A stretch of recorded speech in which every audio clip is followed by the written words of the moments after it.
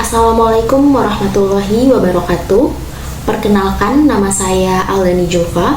Saya mahasiswa dari Universitas Cyber Asia dengan nomor induk mahasiswa 230201020063. Saya dari kelas MJ 501 untuk mata kuliah perpajakan dengan dosen pengampu yaitu Bapak Wahyu Purbosantoso, SEMMCRFM.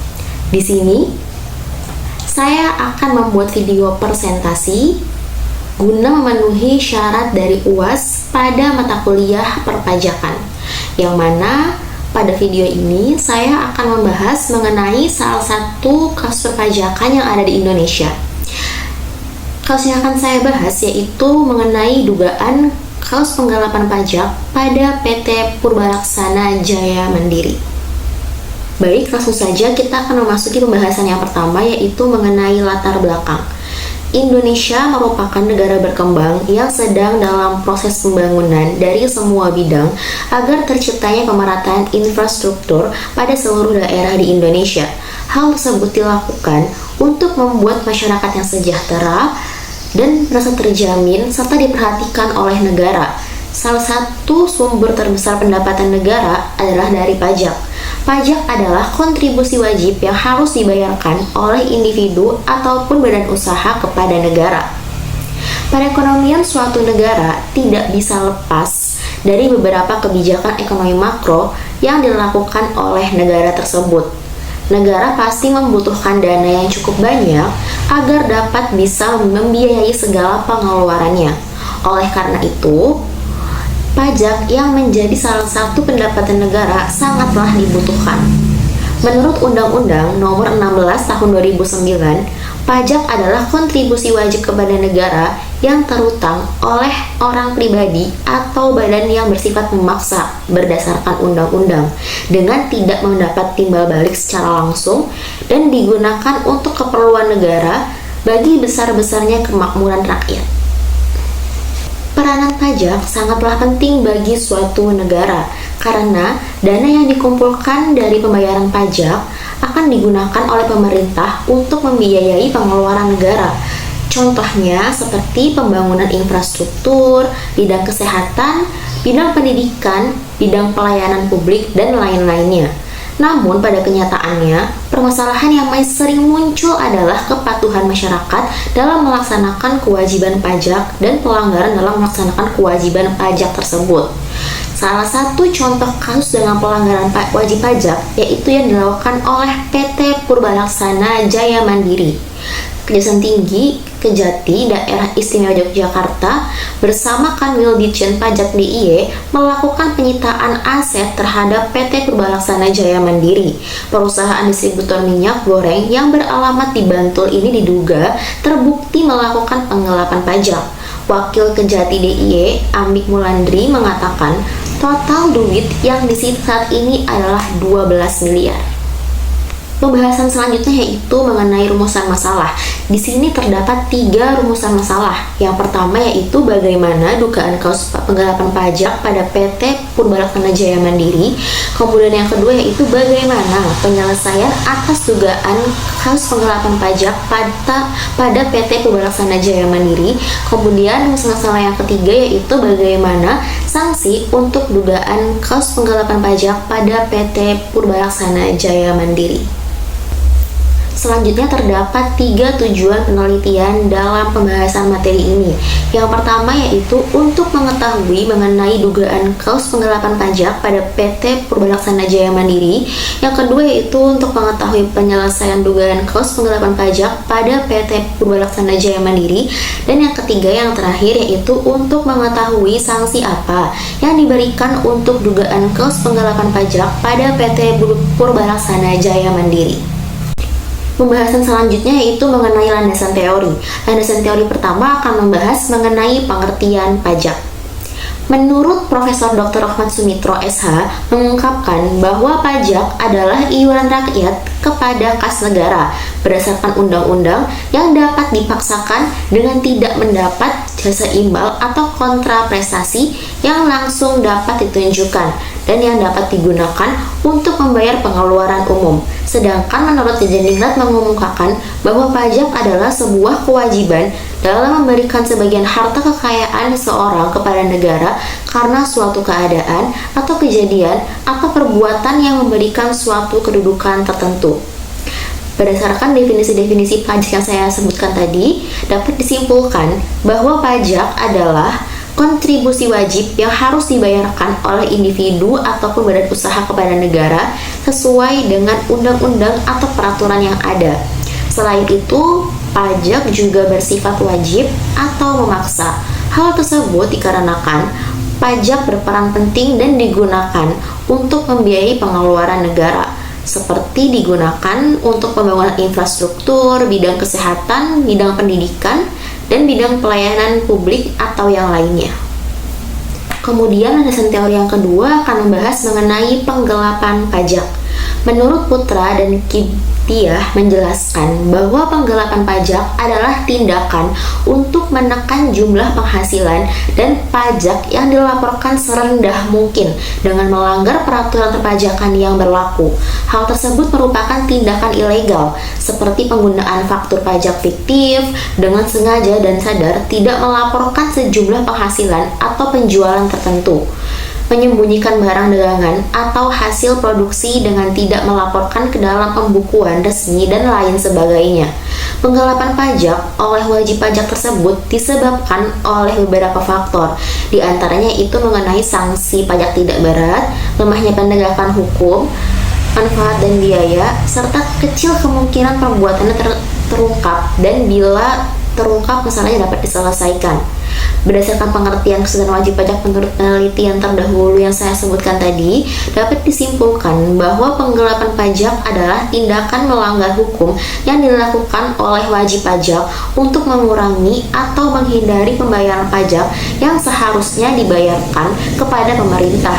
Tindakan tersebut sering dilakukan dengan cara menyembunyikan penghasilan, memberikan informasi yang tidak akurat, atau memalsukan dokumen perpajakan. Landasan teori selanjutnya akan membahas mengenai sanksi pajak. Sanksi pajak adalah jaminan bahwa ketentuan peraturan perundang-undangan perpajakan atau norma perpajakan akan dipatuhi dan akan diikuti. Dengan kata lain, sanksi perpajakan merupakan pencegah agar wajib pajak tidak melanggar norma perpajakan. Kemudian selanjutnya, ketentuan sanksi pajak dibagi menjadi dua. Yang pertama yaitu sanksi administrasi, yang terdiri dari sanksi administrasi berupa bunga, sanksi administrasi berupa denda, dan sanksi administrasi berupa kenaikan. Kemudian selanjutnya sanksi pidana, yang terdiri dari denda pidana, pidana kurungan, dan pidana penjara. Pembahasan selanjutnya kita akan membahas mengenai hasil dan pembahasan. Hasil dan pembahasan yang pertama yang akan kita bahas yaitu mengenai dugaan kasus penggelapan pajak pada PT Purbalaksana Jaya Mandiri. PT Purbalaksana Jaya Mandiri adalah perusahaan yang bergerak di bidang distributor sembako yang beralamat di Bantul, Daerah Istimewa Yogyakarta atau DIY. PT Purbalaksana Jaya Mandiri diduga melakukan penggelapan pajak sejak tahun 2022 dan kasus ini disidangkan mulai dari tahun 2022 sampai dengan persidangan terakhir tahun 2024. Total penggelapan pajak yang dilakukan oleh perusahaan distributor minyak goreng yang beralamat di Bantul tersebut sebesar 46.762.765.900 yang mana laporannya telah dipalsukan. Selanjutnya pada tahun 2023 dilakukanlah leg tahapan persidangan. Kemudian terakhir dilakukan pada tahun 2024 yang mana melakukan penyitaan aset.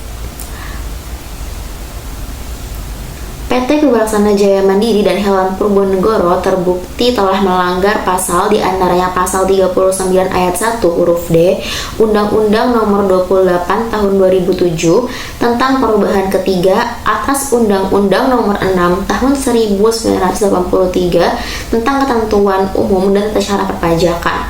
sebagaimana telah beberapa kali diubah, terakhir dengan Undang-Undang Nomor 7 Tahun 2021 tentang harmonisasi peraturan perpajakan.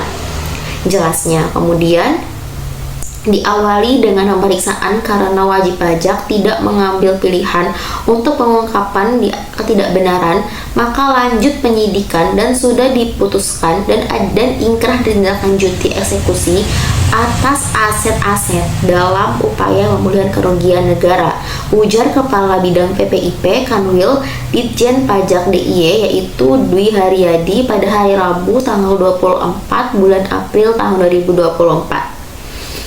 Dan penyitaan ini didahulukan karena ini berupa uang tunai yang mereka berharap dengan mereka segera melaksanakan eksekusi, maka pendapatan negara akan segera dapat dipulihkan.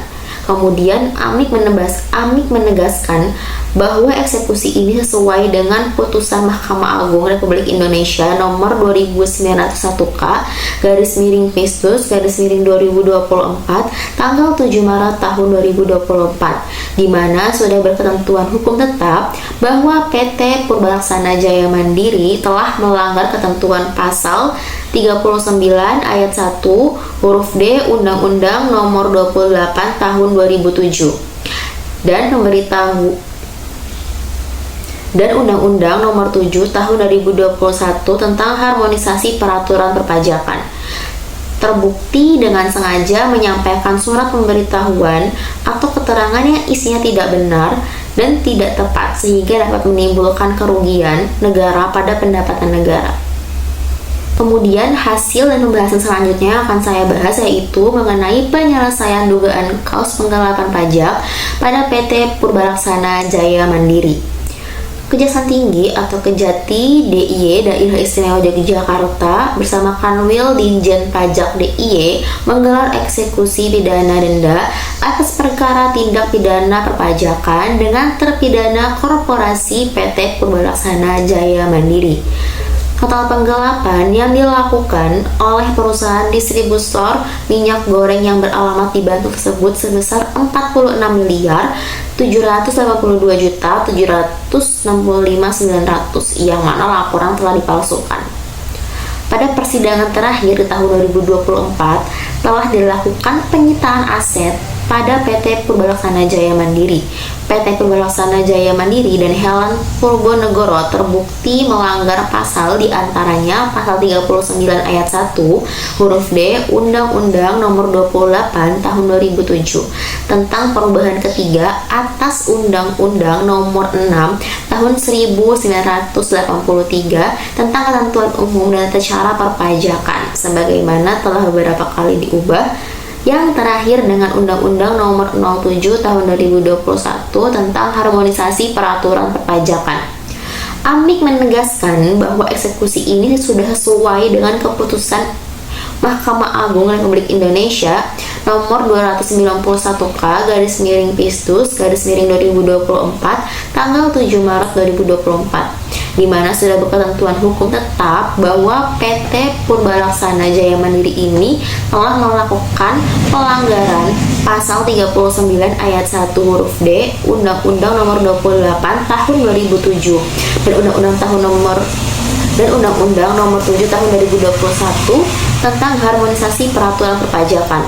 Terbukti dengan sengaja menyampaikan surat pemberitahuan atau keterangan yang isinya tidak benar atau tidak sesuai sehingga dapat menimbulkan kerugian bagi pendapatan negara.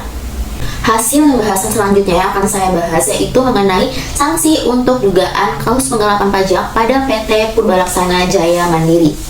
Total penggelapan pajak yang dilakukan oleh perusahaan distributor minyak goreng yang beralamat di Bantul tersebut sebesar 46.765.900 yang mana laporannya telah dipalsukan, sehingga menurut Wakil Kajati DIY Amik Mulandari menuturkan sanksi yang harus dipenuhi oleh PT Purbalaksana Jaya Mandiri adalah denda 2 kali lipat dari yang harus dibayarkan.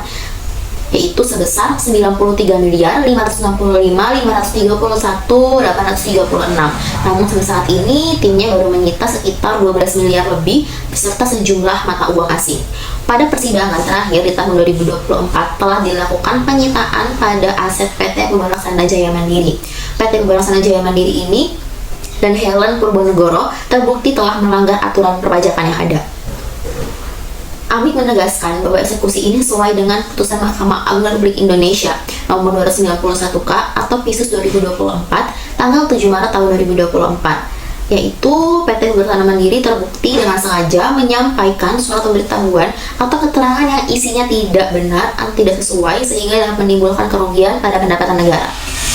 Pembahasan terakhir yaitu mengenai kesimpulan dan saran. Kesimpulan yang pertama yaitu kesimpulan. Terdapat 3 kesimpulan dalam kasus ini. Yang pertama yaitu PT Pembalaksana Jaya Mandiri benar diduga melakukan pelanggaran pajak, yaitu penggelapan pajak dengan mulanya diawali dengan penyampaian surat pemberitahuan atau SPT palsu yang isinya tidak lengkap sesuai dengan kepemilikan aset. Total penggelapan pajak yang dilakukan oleh perusahaan distributor minyak goreng yang beralamat di Bantul tersebut sebesar 46.782.765.900 yang mana laporan telah dipalsukan. Kemudian kesimpulan yang kedua yaitu penyelesaian untuk dugaan kasus tersebut adalah PT Pembalaksana Jaya Mandiri dikenakan denda dan penyitaan aset. Dan kesimpulan yang ketiga yaitu sanksi yang harus dipenuhi oleh PT Pembalaksana Jaya Mandiri adalah dikenai denda 2 kali lipat dari total yang harus dibayarkan tersebut sebesar 93.555.531.836. Namun sampai saat ini tim yang menyita baru menerima sekitar 12 miliar lebih beserta sejumlah mata uang asing. Selain itu dikenakan sanksi penyitaan aset. Kemudian selanjutnya itu saran. Terdapat 4 saran pada pembahasan kasus ini. Saran yang pertama yaitu meningkatkan kepatuhan pajak pada masyarakat. Kemudian yang kedua yaitu pemerintah harus menguatkan serta mengetatkan penegakan hukum mengenai pajak. Yang keempat harus adanya reformasi sistem pajak. Dan yang kelima yaitu transparansi perpajakan dari pemerintah. Kemudian ini merupakan daftar pustaka atau referensi sebagai acuan saya untuk menemukan materi-materi atau rujukan-rujukan dalam membuat materi pada video presentasi ini. Sekian video presentasi mengenai pembahasan salah satu kasus pajak yang ada di Indonesia, yaitu mengenai dugaan kasus penggelapan pajak pada PT Pembalaksana Jaya Mandiri ini. Semoga materi yang saya sampaikan dapat dipahami, dapat dimengerti, serta dapat bermanfaat bagi kita semua. Jika ada kekurangan ataupun kesalahan, baik yang disengaja maupun tidak disengaja, mohon dimaafkan. Terima kasih atas perhatiannya. Wassalamualaikum warahmatullahi wabarakatuh.